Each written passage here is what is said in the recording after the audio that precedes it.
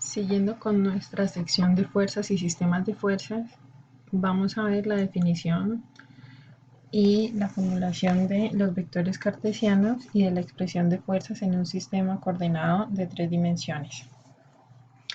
Vamos a comenzar definiendo el sistema coordenado derecho, que es el que vamos a considerar para nuestros análisis en el curso.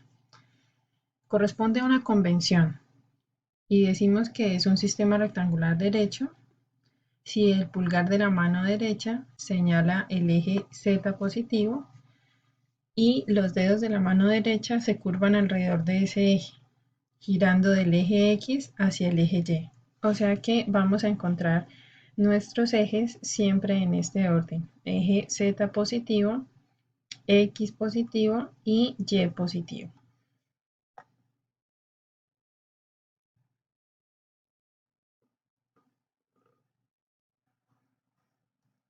Los vectores cartesianos los podemos expresar mediante componentes rectangulares, tal como lo hicimos en el sistema para 2 dimensiones. El vector, que para nuestro ejemplo hemos llamado el vector A, puede tener 1, 2 o 3 componentes, ¿sí? Depende de cómo está en ese sistema coordenado, ¿sí? Por ejemplo, si este vector está sobre uno de los planos que forma, por ejemplo, los ejes XZ, YZ o XY, entonces va a tener solamente 2 componentes. Y lo podemos expresar en forma de sus componentes, igual a una componente en X, una componente en Y y una componente en Z.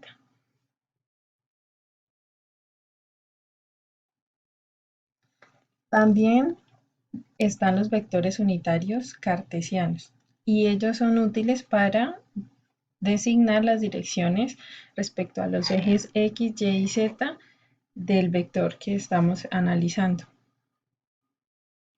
Entonces, el sentido de esos vectores se representa analíticamente mediante un signo más o menos, ¿sí? Dependiendo de si están dirigidos a lo largo de los ejes X, Y o Z positivos. Y la dirección la vamos a encontrar con ayuda de estos vectores unitarios asociados, que es el vector Y asociado al eje X, el vector J asociado al eje Y y el vector K asociado al eje Z.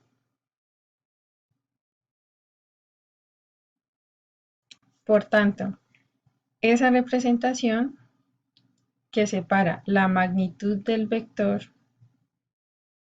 y la magnitud del vector y la dirección de cada componente van a simplificar todas las operaciones de álgebra vectorial que elaboremos. Entonces vamos a tener para todo vector en el sistema coordenado rectangular en 3 dimensiones, vamos a tener sus componentes en X, Y y Z, que como lo dijimos al principio depende de la posición del vector, y los vectores unitarios asociados I, J y K. Entonces, igual conservamos lo mismo que cuando hicimos el análisis para 2 dimensiones. Todo vector de fuerza tiene magnitud, dirección. La dirección aquí está dada respecto a los ángulos que tiene el vector respecto a los 3 ejes. O sea que tenemos 3 ángulos para la dirección del vector, y sentido, que el sentido lo obtenemos de la operación algebraica de sus componentes.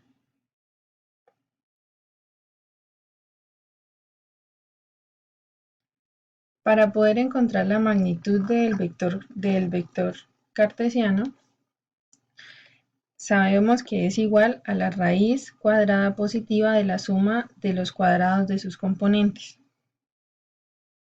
Entonces, en sus componentes sabemos que hay una componente en X, en Y y en Z.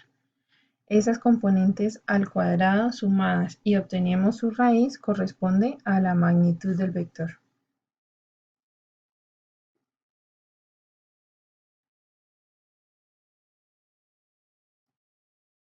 Así encontramos la magnitud. Ahora miremos cómo podemos encontrar la dirección. Para ello vamos a formular el vector unitario. Entonces recordemos a qué corresponde el vector unitario.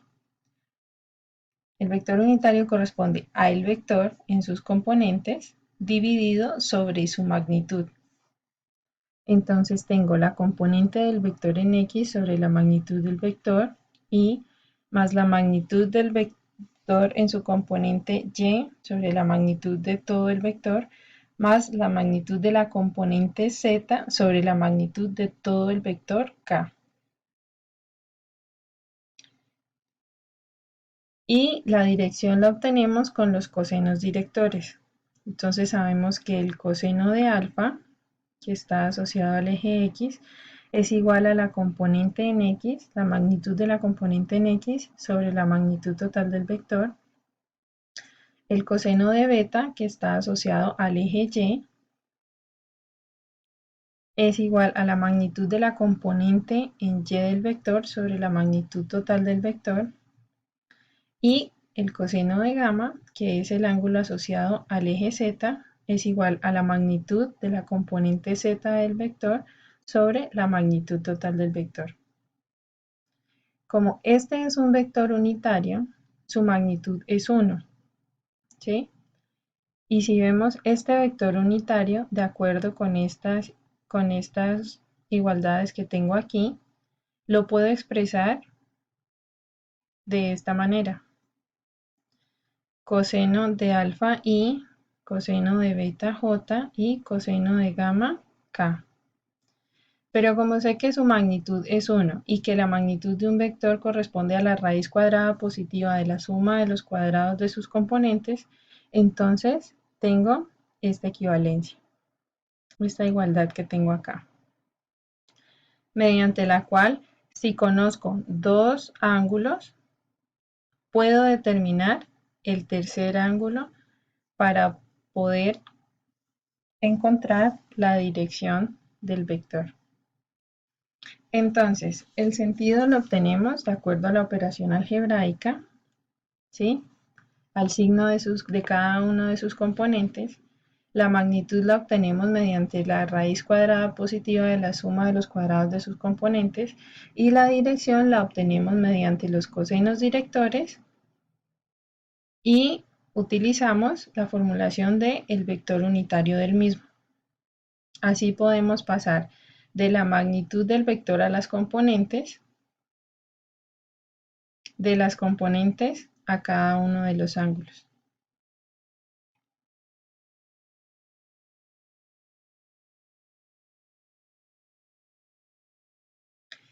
Finalmente, si conocemos la magnitud del vector y los ángulos directores coordenados, entonces podemos expresar esta fuerza como un vector. Entonces, el vector es igual a la magnitud por el vector unitario. Como teníamos expresado el vector unitario, entonces tenemos la magnitud de A por el coseno de alfa I más la magnitud de A por el coseno de beta J más la magnitud de A por el coseno de gamma K. Y de esta forma obtengo las componentes en X, Y y Z del vector A.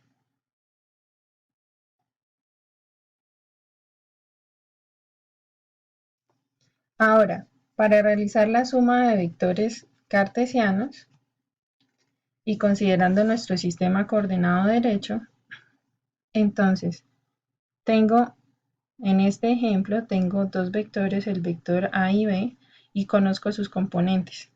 A en X, A en Y, A en Z, B en X, B en Y y B en Z.